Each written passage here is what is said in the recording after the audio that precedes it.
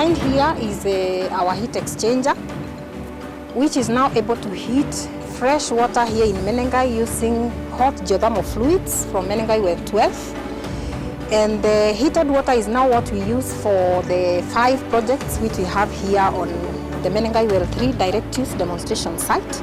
We have the geothermal grain dryer, we have the laundry unit, we have a milk pasteurizer, we have fish ponds, and we have heated greenhouses.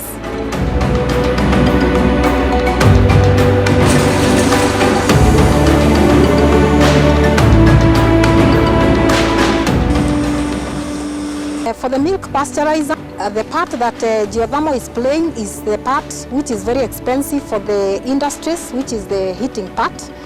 People in the industry will use electricity or wood, sometimes they use boilers, but here on this project we're able to heat our milk using the hot water that we heated using this particular heat exchanger.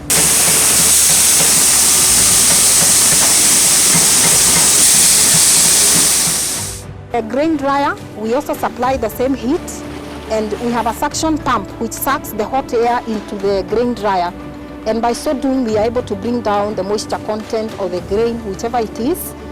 And if I use an example of maize, what we do is we maintain the hot air at 55 degrees, which is the heating atmosphere for the maize. If you go beyond 60 degrees and above, you might end up killing the life of the grain. And if you go below 50 degrees, what you do is you might take too long and the grain may go bad before you have finished the process of drying. The drying in the sun, where it is also affected by a lot of dust, sometimes birds that are flying over.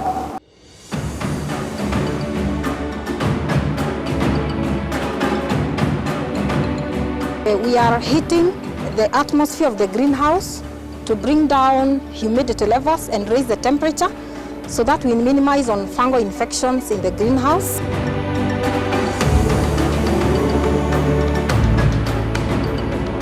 And for the fish ponds, we are rearing tilapia and catfish, and the 2 species of fish would want to stay in 29 degrees centigrade. And when you do that, that is the optimal temperature for that particular species of fish. Instead of using 9 months to grow the fish, when we hit the ponds, we are able to harvest our fish after only 6 months. So we have a 3-month saving.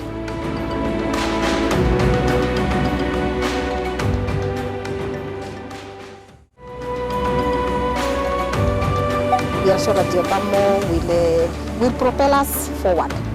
We want to commercialize these projects, and we have investors come and set up their industries around Menengai, and we'll be able to supply the heat, and in future we'll also be able to harvest the gases and the minerals that come with geothermal. If we go geothermal, it's all gain. It's all gain.